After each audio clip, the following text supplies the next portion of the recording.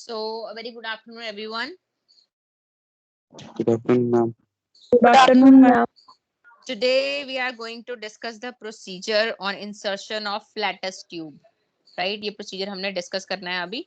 Flatus tube insertion का जो procedure है वो किस लिए किया जाता है ताकि patient को जो आप बोल सकते हो गैस जो बन रही है अंदर, ठीक है, उस गैस से उसको थोड़ा सा रिलीफ किया, गैस को जो है वो बाहर एक्सपेल आउट किया जा सके, right?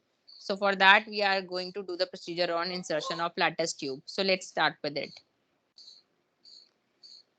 First of all comes the definition, that is it is introduction of a tube into the rectum for expulsion of the gas. ठीक है, इसके अंदर हम क्या है flatus tube जो है वो insert करते हैं, कहाँ से?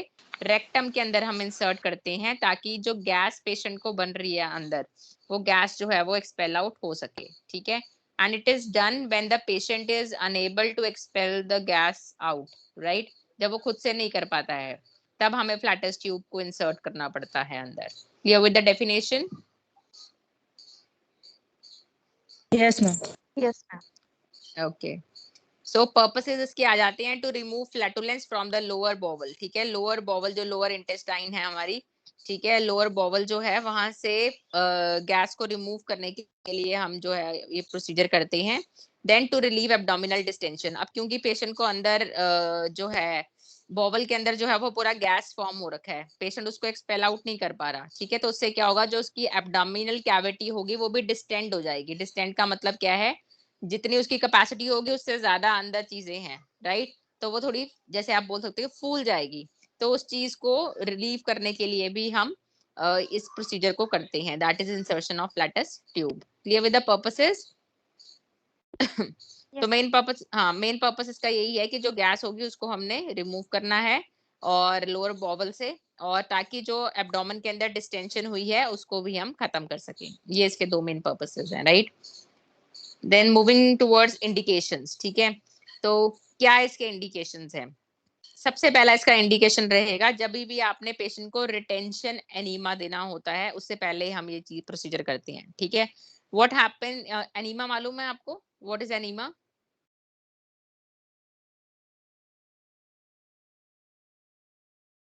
यस और no maybe? No, ma'am. Enema जो है ना वो हम पेशेंट को देते हैं when the patient is constipated, जब वो अपना जो डेफिकेट नहीं कर पाता है, जब अपने फीसिस को वो बाहर नहीं निकाल पाता है, स्टूल को पास नहीं कर पाता है, तब हम उसको एनीमा देते हैं. तो एनीमा की डिफरेंट डिफरेंट टाइप्स होती है, वो हम नेक्स्ट अपकमिंग लेक्चर्स में डिस्कस करेंगे. उसमें से एक टाइप होती है आपकी रिटेंशन एनीमा. ठीक है, 1 second, someone is waiting to join.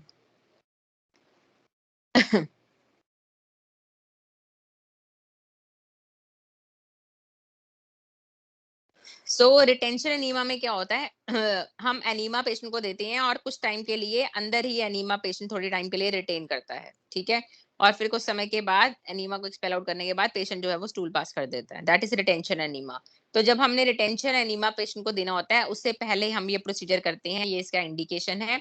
Then second इसका इंडिकेशन है अगर पेशेंट का एब्डोमेन जो है वो डिस्टेंडेड है, मतलब उसमें गैस है, तो उस केस में हम करेंगे. सो एब्डोमिनल डिस्टेंशन के केस में हम करते हैं ये प्रोसीजर, या फिर रिटेंशन एनीमा देने से पहले ये प्रोसीजर जो है वो किया जाता है. So clear with the indications? Yes, ma'am. Yes, ma'am. Then next comes preliminary assessment. तो प्रीलिमिनरी असेसमेंट में कौन कौन से पॉइंट्स आपने ध्यान में रखने हैं ये प्रोसीजर स्टार्ट करने से पहले, ठीक है, क्या क्या चीजें आपने असेस करनी है पेशेंट की. तो सबसे पहले आपका आएगा assess the nursing history for faecal elimination और डाइटरी पैटर्न. ठीक है, ये वाला प्रोसीजर करने से पहले पेशेंट का आपने हिस्ट्री जो है वो रिवाइज कर लेना है, रिव्यू कर लेना है कि फीकल एलिमिनेशन कैसी है, मतलब उसने स्टूल पास कब से नहीं किया है, और या जब उसने लास्ट टाइम स्टूल पास किया था, ठीक है, तो वो हार्ड स्टूल था, ड्राई स्टूल था, किस टाइप का स्टूल था. तो वो फीकल एलिमिनेशन का पैटर्न प्लस पेशेंट का डाइटरी पैटर्न कि वो खाने में क्या क्या खा रहा है, तो उस सब चीजों को आपने पहले रिव्यू करना है. Then assess the client's abdomen for hardness and distension. अब पेशेंट ने काफी टाइम से स्टूल पास नहीं किया और उसको गैस बन रही है अंदर, तो उस टाइम में हमारा जो एब्डोमेन होता है वो कैसा हो जाता है, हाथ लगाने पे हार्ड होता है और डिस्टेंडेड लगता है, हमें लगता है कि फूला हुआ है. ठीक है, तो वो चीज आपने असेस करनी है पेशेंट का, आप क्लाइंट का आप एब्डोमेन जो है वो असेस करेंगे for hardness and distension.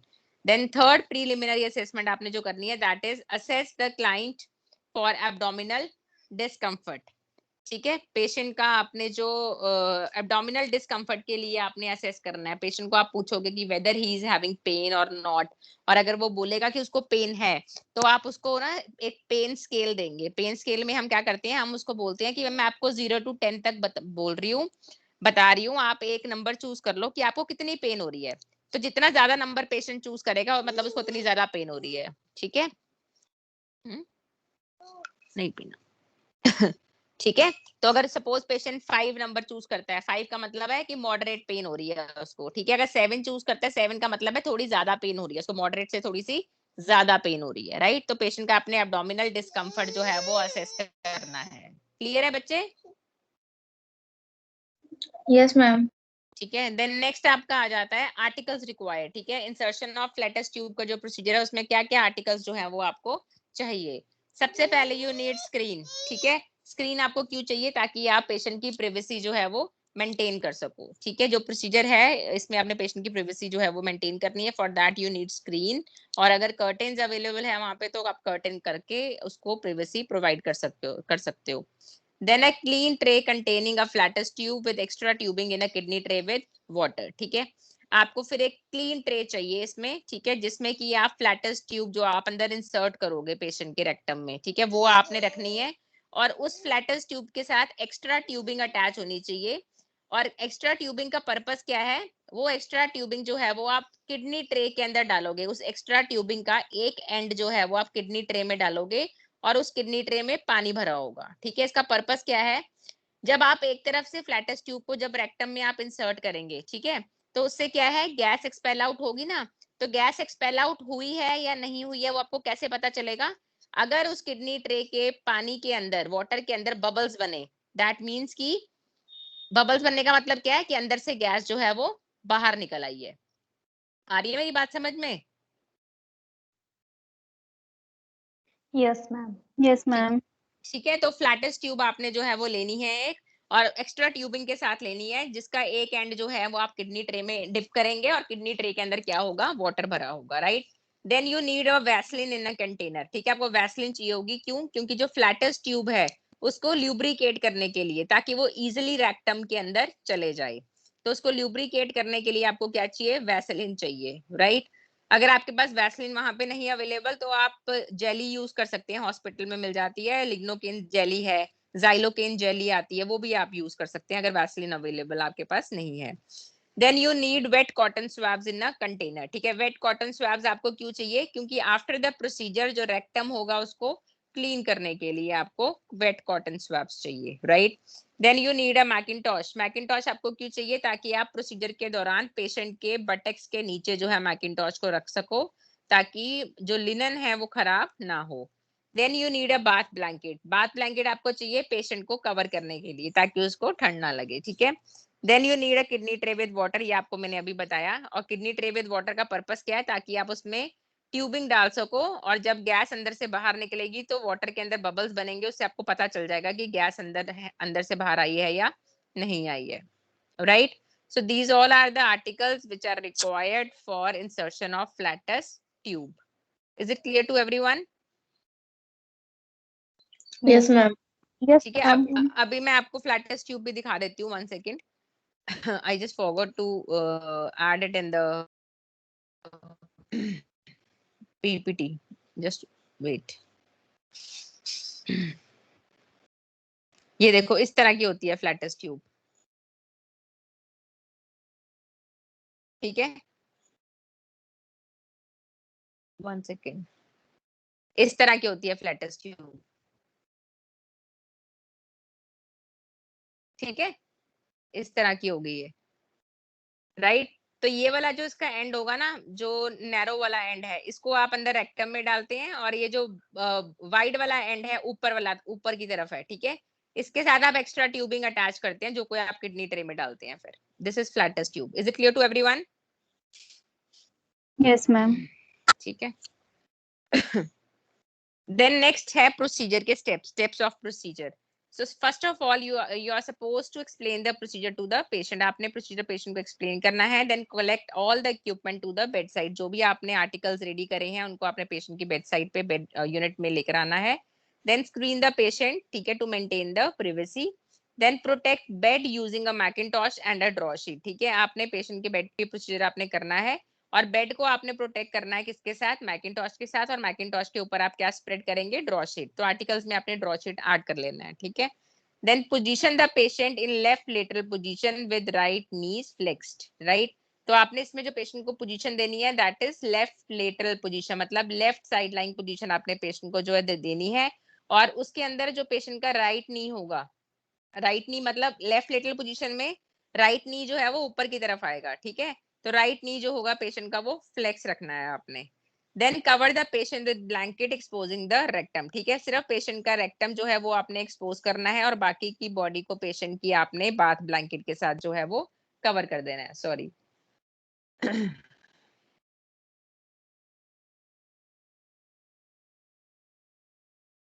Right. Then clean anal area using wet cotton swabs. ठीक है, तब ट्यूब इंसर्ट करने से पहले अंदर आपने एनल एरिया को जो है वो वेट कॉटन स्वैप के साथ क्लीन करना है. फिर आपने जो फ्लैटेस्ट ट्यूब होगी, ठीक है, वो उसकी लेंथ जो है वो नॉर्मली 15 सेंटीमीटर होती है. ठीक है, और 15 सेंटीमीटर में से लाइक 12 सेंटीमीटर आपने अप्रोक्सीमेटली अंदर भेजनी होती है. ठीक है, टोटल लेंथ कितनी होती है फ्लैटेस्ट ट्यूब की? 15 सेंटीमीटर. और 15 सेंटीमीटर में से 12 सेंटीमीटर जो है वो आपने अंदर भेजनी है. राइट, तो आपने ल्यूब्रिकेट करना है उसको पहले. ल्यूब्रिकेट का मतलब है उसके ऊपर आपने कोई जेली लगानी है, जैसे कि आप वैसलीन पेट्रोलियम जेली लगा सकते हैं 12 सेंटीमीटर के एरिया पे. ठीक है, जो कि आपने अंदर इंसर्ट करना है. या फिर आप लिग्नोकेन जेली लगा सकते हैं या फिर जाइलोकेन जेली आप लगा सकते हैं, जो भी आपके पास वहां पे अवेलेबल है. राइट, जेली लगाने का पर्पस क्या है मैंने अभी बताया आपको, रिपीट करेगा कोई?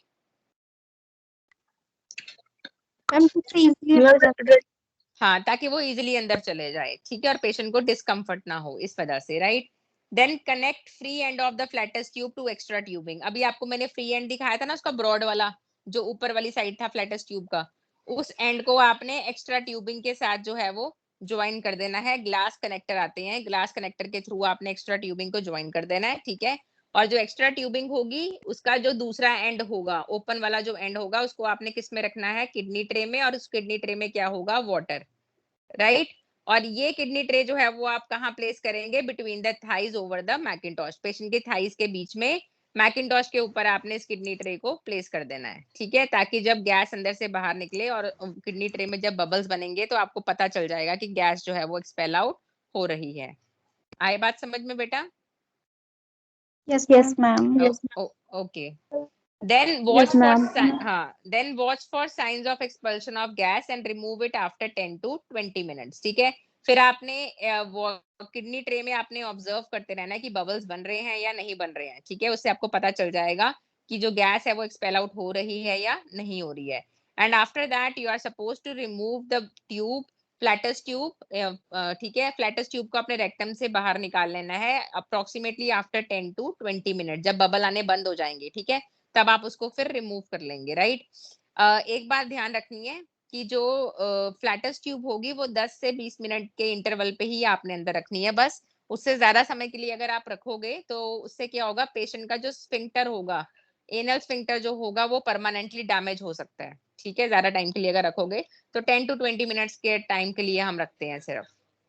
Right, then after the procedure clean the area with wet cotton swabs. जब गैस जो है वो एक्सपेल आउट हो जाएगी सारी, आपने फ्लैटेस्ट ट्यूब को बाहर निकाल लेना है और निकालने के बाद आपने फिर से वेट कॉटन स्वैप के साथ एनल एरिया को क्लीन करना है.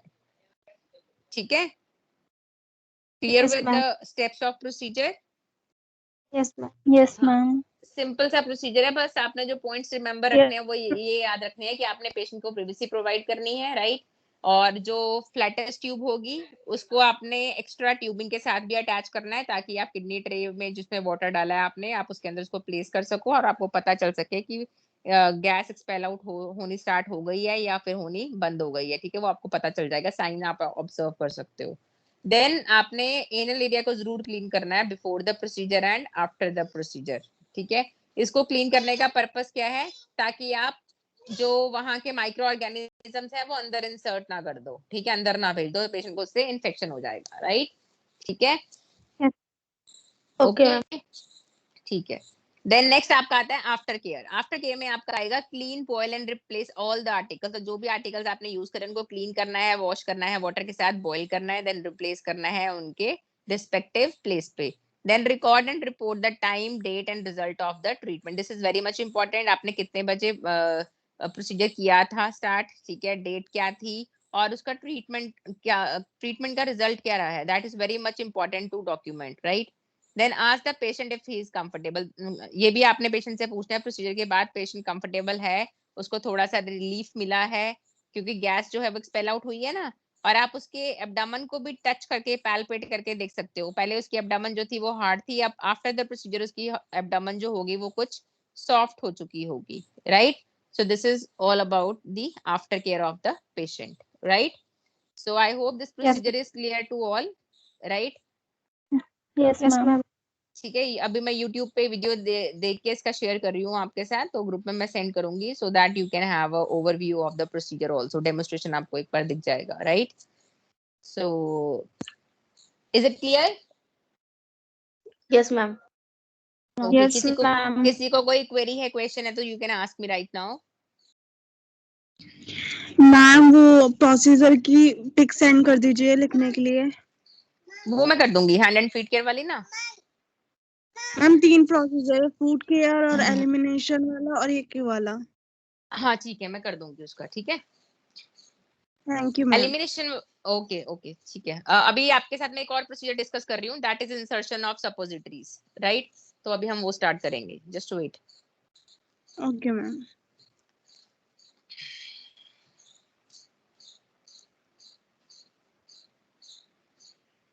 Is the PPT visible? Yes, Yes, ma'am. ठीक है। So the next procedure is that is insertion of suppositories, ठीक है। ये प्रोसीजर हम डिस्कस करेंगे। सबसे पहले हमने डिस्कस किया इंसर्शन ऑफ फ्लैटस ट्यूब, जो कि हम करते हैं किसके लिए, ताकि हम अंदर जो गैस है उसको हम एक्सपेल आउट करवा सके। फ्लैटुलेंस जो है पेशेंट को हुई है अंदर, वो सारी एक्सपेल आउट हो सके, राइट, या फिर एब्डोमिनल डिस्टेंशन जो है वो भी रिलीव हो सके। देन नेक्स्ट आपका आता है insertion of suppositories. Any idea what is suppository? Ma'am medicine जो रेक्टम के थ्रू हम अंदर हाँ insert.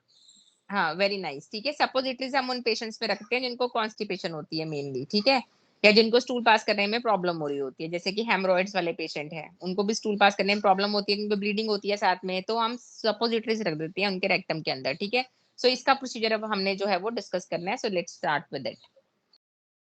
First of all comes the definition. The suppository is a solid cone-shaped or oval-shaped mass or a mixture of drug that melt at body temperature and is inserted for local effect on the lining of the rectum or for a systemic effect after being absorbed. ठीक है। So जो suppository है किस shape में आता है ये? Solid cone-shaped हो सकता है, oval-shaped भी हो सकता है ये, ठीक है, and it is basically a mixture of drugs, ठीक है। उसके अंदर ड्रग्स होती है, मेडिसिन होती हैं, जो कि रूम टेम्परेचर पे सपोजिटरी जो है वो सॉरी बॉडी टेम्परेचर पे आके वो मेल्ट हो जाती है। मतलब जब पेशेंट के रेक्टम में आप उसको अंदर प्लेस करेंगे तो वो अंदर जाके मेल्ट हो जाएगी, ठीक है। और ये हम रखते हैं ताकि हमें लोकल इफेक्ट जो है वो उस पर्टिकुलर एरिया में मिल सके या कोई सिस्टेमिक इफेक्ट जो है वो मिल सके after being absorbed in the intestinal और rectal wall, right. So this is about the introduction और definition of a suppository. Then next comes the purposes. Okay, so what is the purpose of insertion of suppository? Number one comes to stimulate secretion of mucosa by local irritation. ठीक है, तो जो हमारा suppository जब हम place करेंगे, ठीक है, रेक्टम के अंदर, तो वहां के पर्टिकुलर एरिया में लोकल इरिटेशन होगी जिससे कि वहां पे म्यूकोजा जो है वो सिक्रीट होना शुरू हो जाएगा। और जब म्यूकोजा सिक्रीट होना शुरू हो रहा है मतलब कि वो स्टूल को आगे एक्सपेल आउट करने में हेल्प करेगा, राइट। देन नेक्स्ट आता है पर्पस इसका, to stimulate peristalsis by direct action on nerve endings, right. तो स्टिमुलेट पेरिस्टाल्सिस का मतलब क्या है? पेरिस्टाल्सिस आपको मैंने बताया था, जो बोवल मूवमेंट्स होती है ना, दैट इज पेरिस्टाल्सिस। जैसे हम खाना खाते हैं, खाना आगे आगे मूव होता है ना, पहले हमारे इसोफेगस में जाएगा, फिर स्टमक में जाएगा, फिर लार्ज इंटेस्टाइन, फिर स्मॉल इंटेस्टाइन, ऐसे है ना।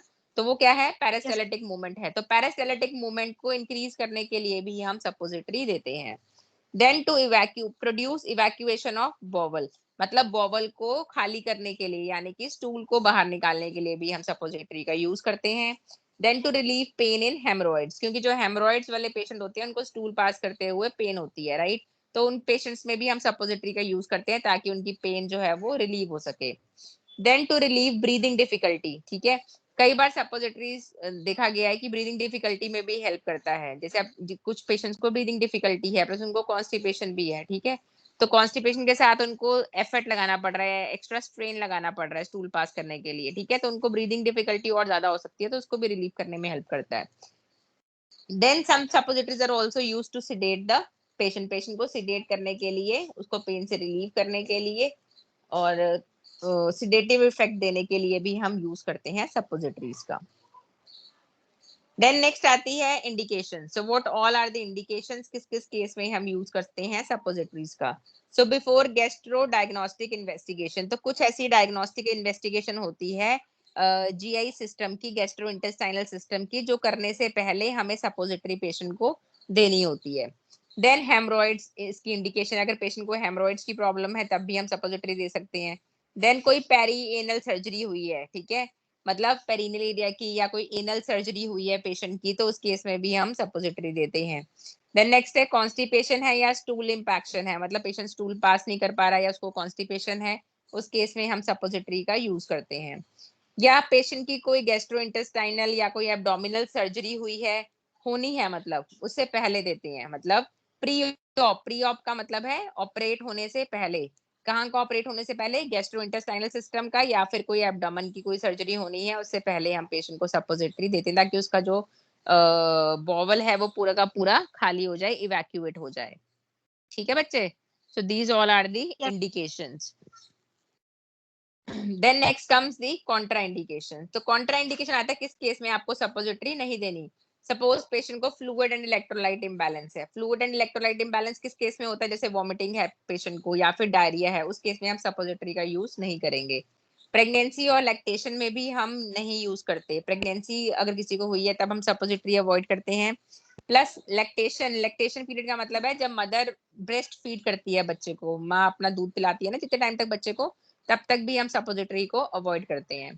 देन अगर किसी को क्रॉनिक कॉन्स्टिपेशन है, क्रॉनिक कॉन्स्टिपेशन के केस में जो है वो हम नहीं यूज करते। क्रॉनिक कॉन्स्टिपेशन का मतलब है अगर किसी को बहुत लंबे समय से कॉन्स्टिपेशन है, लाइक 6 महीने से 7 महीने से, उस केस में भी हम यूज नहीं करेंगे।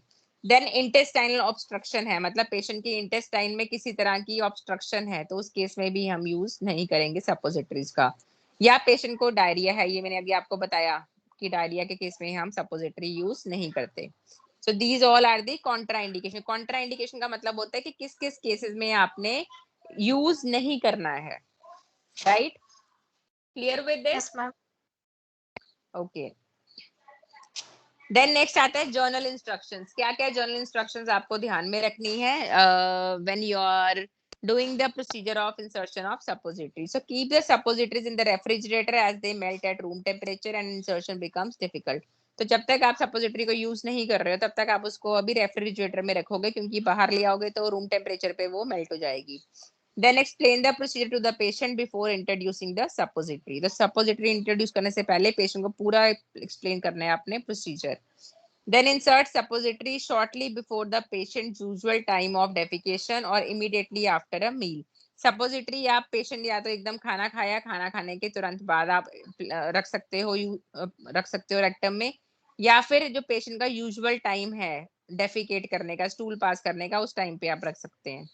Then maintain privacy and avoid unnecessary exposure. तो पेशेंट की प्रिवेसी जो है वो आपने मेंटेन करके रखनी है throughout the procedure. So these were the journal instruction. Then next comes the preliminary assessment. मतलब प्रोसीजर करने से पहले आपने क्या क्या चीजें असेस करनी है। चेक द डायग्नोसिस, पेशेंट को क्या प्रॉब्लम है वो आपने असेस चेक करना है दोबारा से उसकी फाइल से। Then check the ability and limitations concerning the movement. ठीक है, पेशेंट कितना अपना जो काम है वो खुद कर सकता है, ठीक है, और उसकी क्या क्या लिमिटेशंस हैं वो आपने असेस करना है। Then check the level of consciousness and ability to follow the instruction. ठीक है, पेशेंट का लेवल ऑफ कॉन्शियसनेस चेक करना है आपने। लेवल ऑफ कॉन्शियसनेस कैसे चेक करते हैं हम पेशेंट का, बताइए?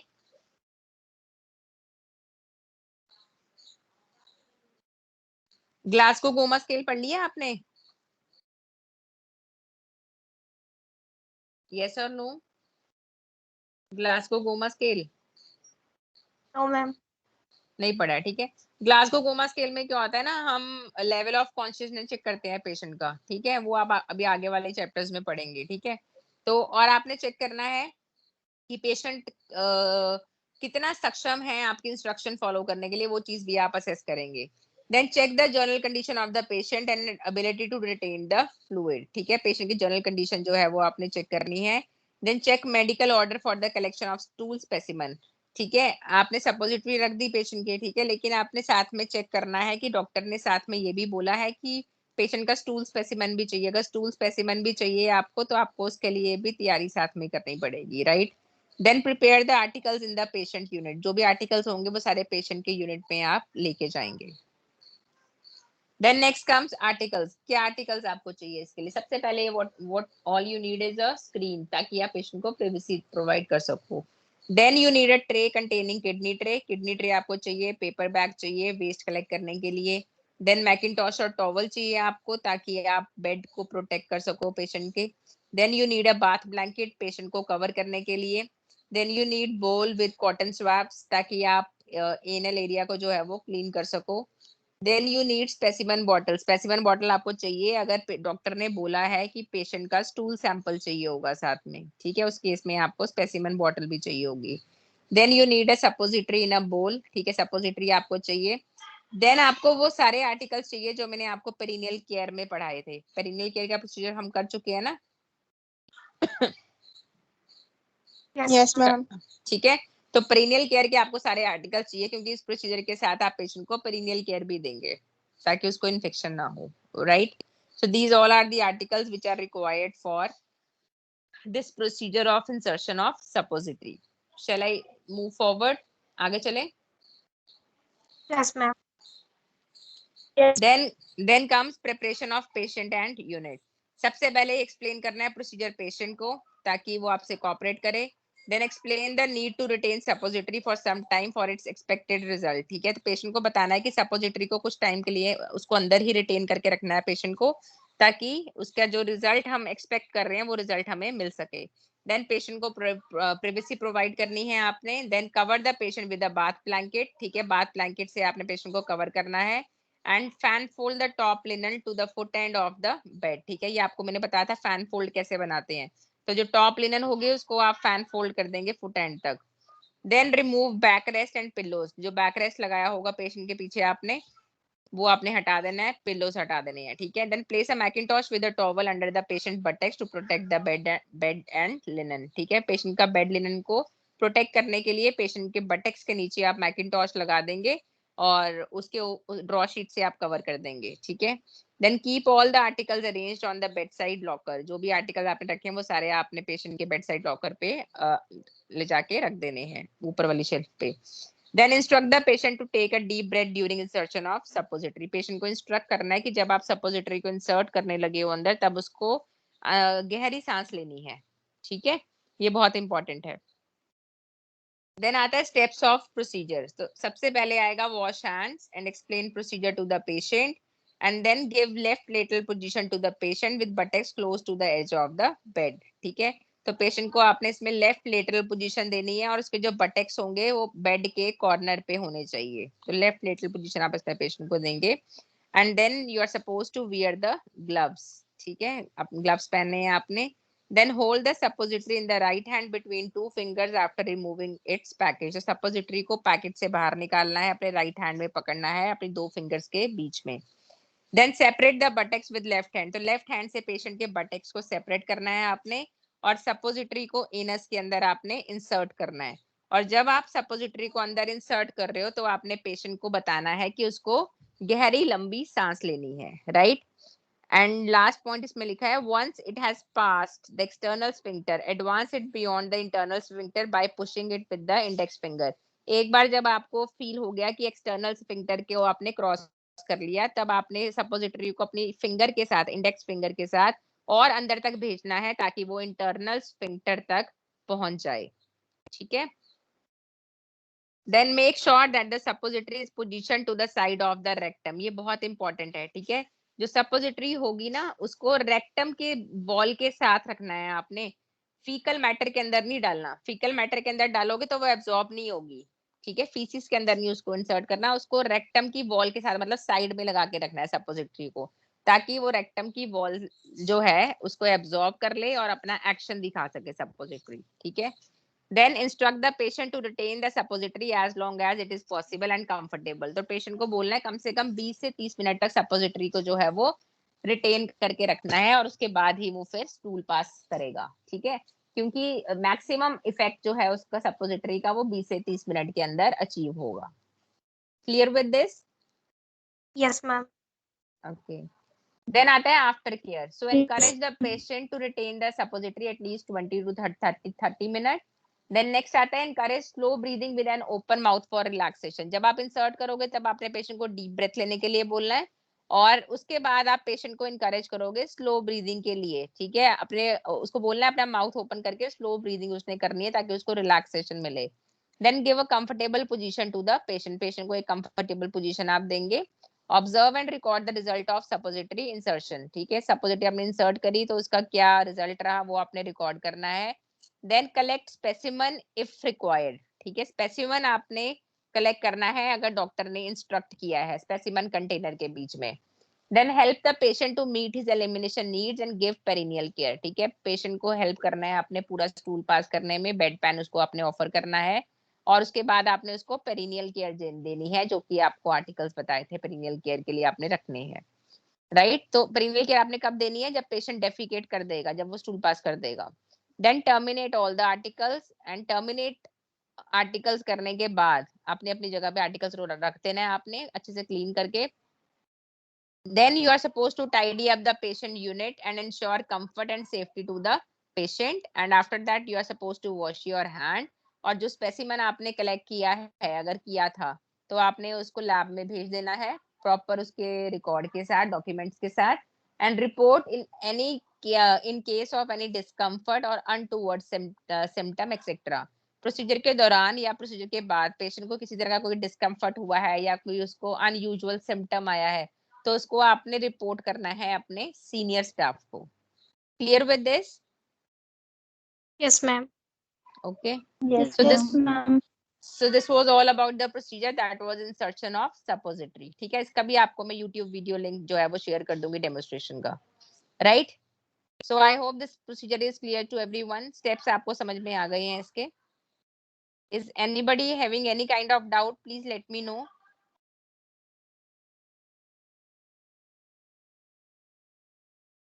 Yes, I am waiting for your response. किसी को कोई डाउट है? No, ma'am.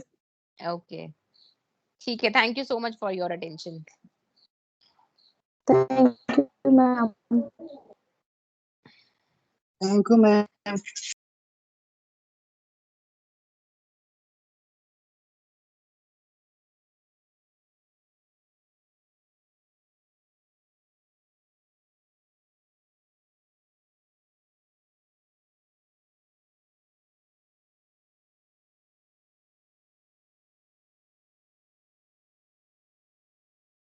बेटा सोना नहीं है अभी। हाँ जी, आवाज आ रही है? Yes, ma'am. Yes, ma'am. Yes, ma'am.